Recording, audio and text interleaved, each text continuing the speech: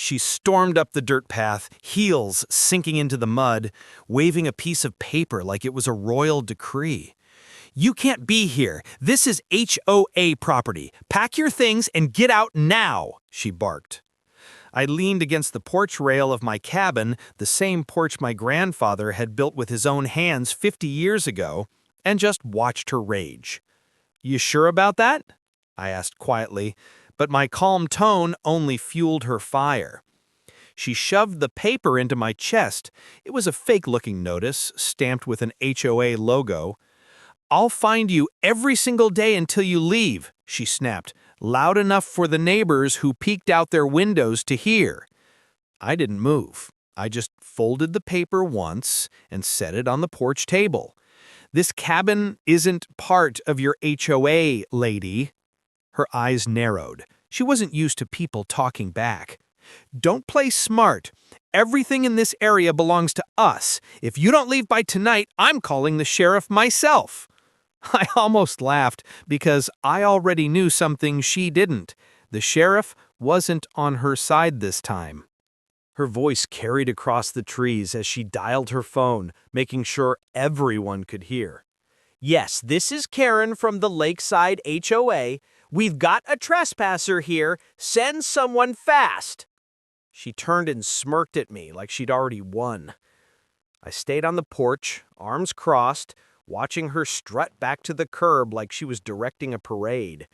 Within minutes, a squad car rolled up.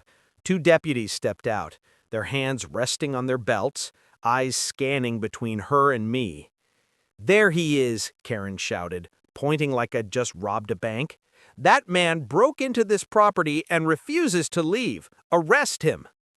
One of the deputies walked up the steps slowly. "Sir, can I see some ID?" he asked politely. Karen folded her arms and huffed. "Don't waste time, officer. Just cuff him. He's not supposed to be here." But the deputy didn't reach for cuffs.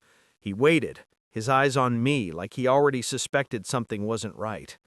I handed him my license, steady and calm. He studied it for a moment, then looked back at Karen. "Ma'am, are you absolutely sure this property falls under your HOA?" The way her smile faltered told me everything. She wasn't as sure as she pretended to be. Karen's face went pale for half a second, but she quickly forced a laugh. "Of course it does. I'm on the board. I know every inch of this community. He's lying. That cabin has been abandoned for years." I stepped down from the porch, slow and steady, and pulled a folded envelope from my jacket. "Funny thing," I said, handing it to the deputy. "This is the original deed to the land. My grandfather built this cabin long before the HOA even existed, and as of last year, it's back in my name." The deputy opened the envelope, his brow lifting as he read the stamped seal from the county recorder's office. Karen leaned in, trying to snatch the papers, but he shifted them away. "You can't trust that," she yelled, her voice cracking. "People forge documents all the time. Look at him, he doesn't belong here." That last line slipped out sharper than she meant, and the neighbors across the road gasped. One of them whispered, "She's gone too far this time." The deputy folded the deed carefully and handed it back to me. "Ma'am, from what I see here, this property is outside your HOA's jurisdiction. You have no authority over it." Karen's mouth dropped open. "That's impossible," she screeched. "I'll have you all fired for this." I just smiled, because I hadn't even played my biggest card yet.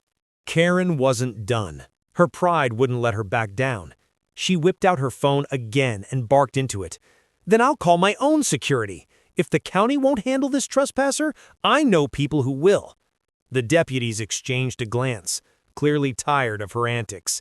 One muttered, "Here we go again," under his breath. Minutes later, a black SUV screeched up beside the curb.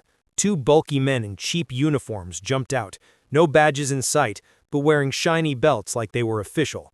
Karen waved her arms dramatically. "There! That's my HOA enforcement team! Get him out of here now!" The so-called officers stomped toward me, hands on their radios trying to look tough.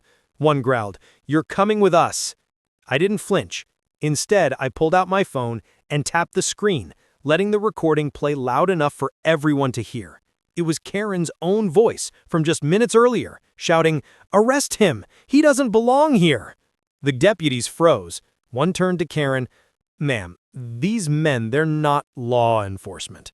And if this recording is accurate, you just attempted to file a false police report." Karen's eyes darted, her confidence cracking. But she still hissed, "You don't understand. I run this neighborhood." I took a step closer, my voice steady. "Not anymore, you don't." The taller deputy stepped forward now, his patience gone. "Ma'am, impersonating law enforcement is a serious crime.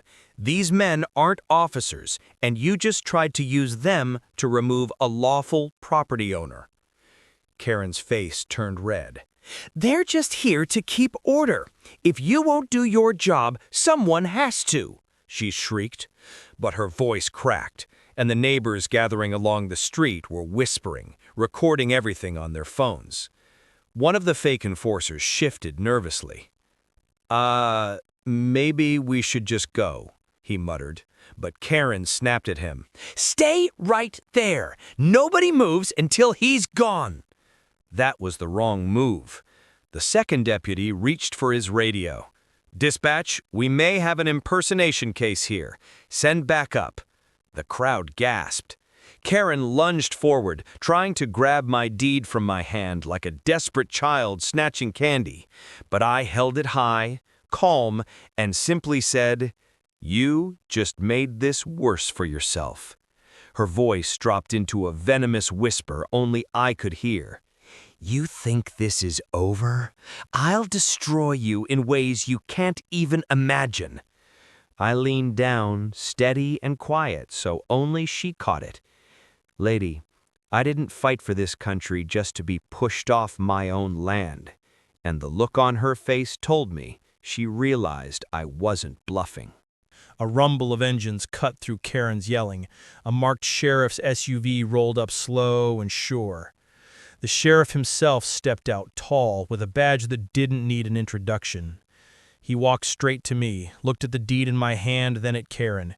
"You called for backup?" he said, but his tone was calm, like a man who's heard too many fights over too little land. Karen sputtered something about protecting the neighborhood. The sheriff didn't even smile.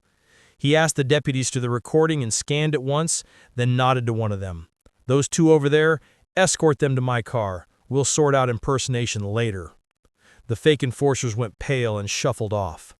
Before Karen could scream louder, old Mr. Alvarez from 2 houses down, the quiet man everyone thought kept to himself, stepped forward holding a rolled paper. "I'm a licensed surveyor," he said plainly, unrolling a county stamp map that put my property line exactly where I said. The map matched the deed.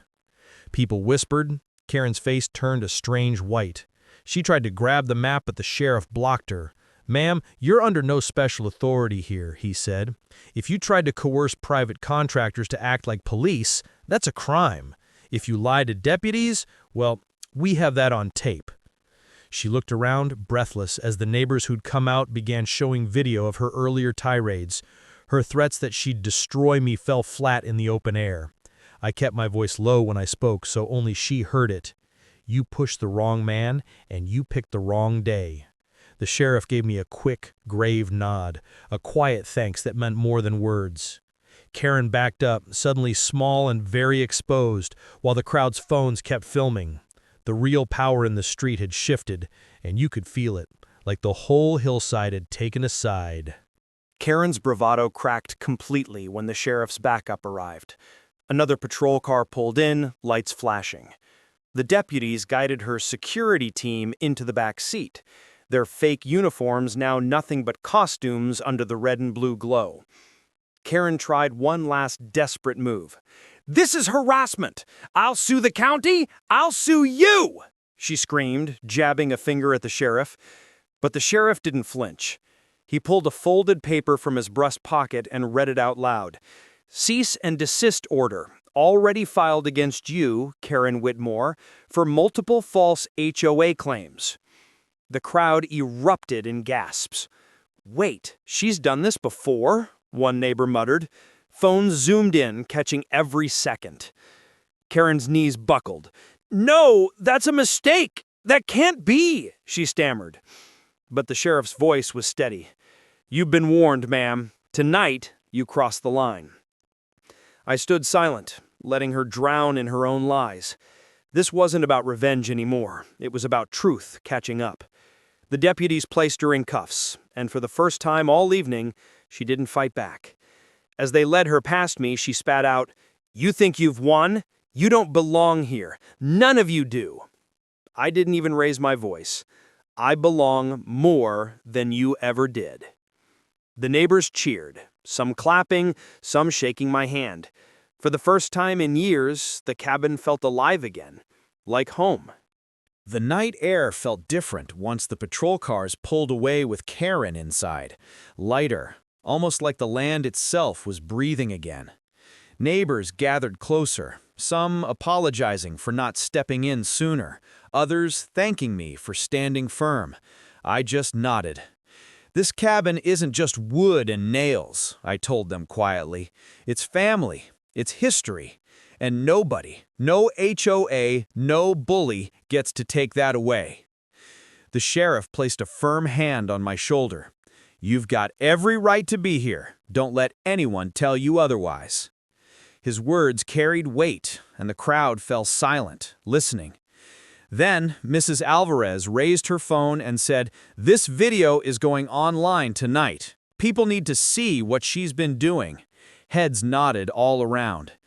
I looked back at the cabin, the porch light flickering against the old beams, and I thought of my grandfather hammering those boards into place decades ago. My chest tightened, not from fear anymore, but from pride. I turned back to the neighbors and said the only line that felt right. I didn't fight for this country just to be told I can't live on my own land. The cheer that followed wasn't just noise, it was unity. For the first time in a long time, this street stood together. And as the stars broke through the night sky, I knew one thing for certain. This cabin, this ground, would never belong to Karen's HOA. It would belong to me and to freedom forever.